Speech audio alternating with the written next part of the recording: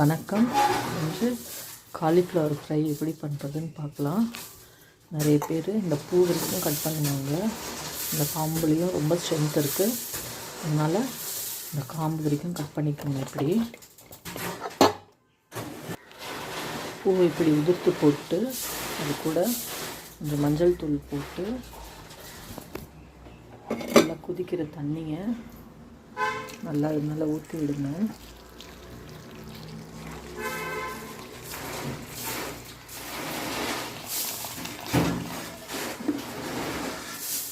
காய் நல்லா மூழ்கிற அளவுக்கு இருக்கட்டும். இது அப்படியே மூடி வச்சு ஒரு 10 நிமிஷம் மூடி வைங்க, கட்டு போட்டு.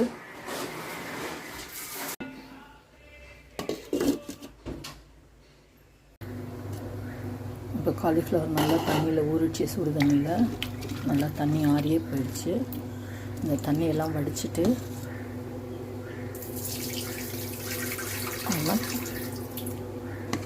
தண்ணியெல்லாம் வடிச்சிட்டு நம்ம சின்ன சின்ன பீஸாக கட் பண்ணிக்கலாம். மஞ்சள் தண்ணியை வடிச்சிட்டு திரும்ப நல்ல தண்ணி கலந்து ஒரு வாட்டி நல்லா அலசிடுங்க. இந்த காலிஃப்ளவர் பூக்களை கையில் எப்படி எடுத்தாலும் சரி, இது வேகலை, இன்னும் வைக்கிறதுனால ஹார்டாக இருக்குது. இப்படி கையில் எடுத்து போடுங்க. முடியலன்னா கத்தியில் கூட கட் பண்ணிக்கலாம். நம்ம இந்த காம்பெல்லாம் கூட தூரம் போடாதீங்க. இதையும் இப்படி சின்ன சின்ன பீஸாக கட் பண்ணிக்கலாம். இதில் ரொம்ப விட்டமின்ஸ் இருக்குது, அதை தூக்கி போட வேண்டாம். நிறைய பேர் இந்த பூ வரைக்கும் கட் பண்ணிவிட்டு அதை யூஸ் பண்ணுவாங்க. ஆனால் இதோட செய்தால் தான் நம்மளுக்கு ரொம்ப நல்லது. உங்கள் கையில் எடுக்க வரலன்னா இப்படி பெரிய பெரிய பீஸாக கூட கத்திலேயே கட் பண்ணிக்கலாம். சீக்கிரமாக வெந்துடும், அதனால் ஒன்றும் பயம் இல்லை. காய் கட் பண்ணியாச்சு. இப்போ கடாயை அடுப்பில் வைங்க. என்னென்ன வேணும்னு பார்த்துடலாம். காய், உப்பு, இஞ்சி பூண்டு பேஸ்ட்டு, மஞ்சள் தூள், மிளகாய் தனியாத்தூள், வெங்காயம், தக்காளி, புதினா இல்லைன்னா கருவேப்பிலை கூட சேர்த்துக்கலாம், நல்லா தான் இருக்கும். வெங்காயம் தக்காளி போடாமல் வெறும் காலிஃப்ளவர் வச்சு கூட ஃப்ரை பண்ணலாம், ஆனால் சிம்லேயே வச்சு பண்ணணும். இப்போ எப்படின்னு பார்க்கலாம். கடாயில் தேவையான அளவு எண்ணெய் விட்டுக்குங்க. இப்போ எண்ணெய் சூடானதும் வெங்காயம் தக்காளியை போட்டுடலாம்.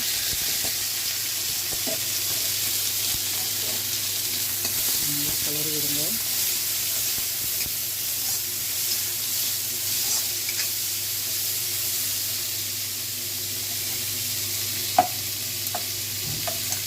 அடுப்பு ஹைலியே வைங்க.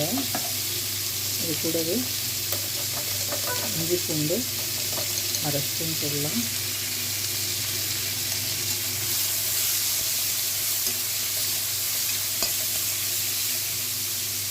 ஸோ இதில் நறுக்கி வச்சுருக்க காயை சேர்த்துக்கலாம்.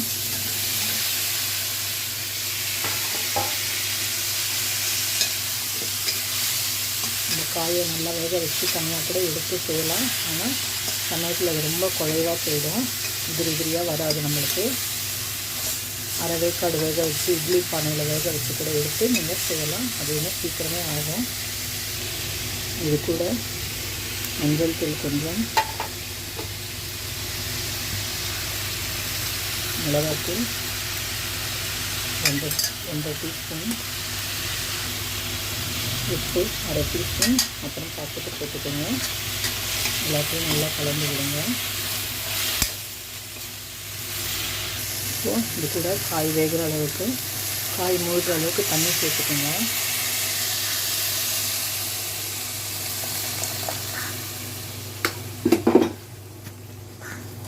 காய் நம்ம முன்னாடி வேக வைக்கல, அதனால் தண்ணி கொஞ்சம் நிறைய ஆகும்.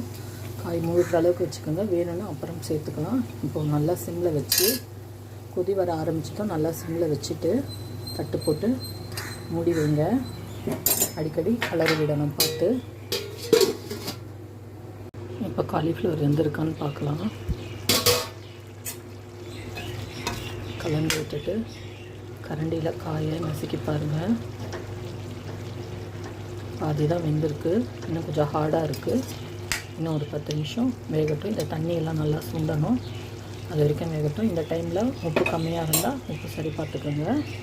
காய் வெந்துடுச்சான்னு பார்க்கலாம். ஃப்ளேம் ஹையில் வைங்க. இன்னும் கொஞ்சம் தண்ணி இருக்குது. காய் நல்லாவே வெந்திருக்கு. இந்த தண்ணி சுண்ட வரைக்கும் நல்லா கிளறி விடுங்க.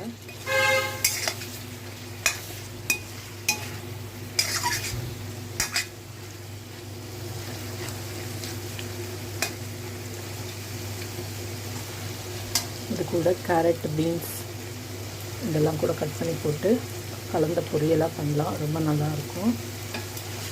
எந்த காய் இருக்கோ அதை போடலாம். சவ் எது வேணால் போடலாம். ரொம்ப நல்லாயிருக்கும். தண்ணி எல்லாம் ட்ரை ஆகட்டும். அவ்வளோதாங்க, நல்லா ட்ரை ஆகிடுச்சு. இது கூட நீங்கள் தேங்காய் துருவலும் போட்டுக்கலாம். உடச்ச கடலை பொடியும் போட்டுக்கலாம். இல்லை கொஞ்சோண்டு அரிசி மாவு கலந்து இன்னும் ட்ரையாக பண்ணி எடுக்கலாம். அதுவும் நல்லாயிருக்கும். நான் இன்றைக்கி உடச்ச கடலை பொடி, பொட்டுக்கடலை பொடி 1 ஸ்பூன் போடுறேன்.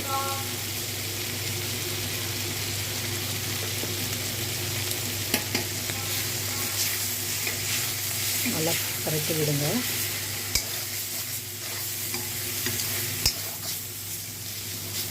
ஒரு 2 நிமிஷம் அப்படியே விட்டால் எல்லாம் நல்லா ட்ரை ஆகிடும்.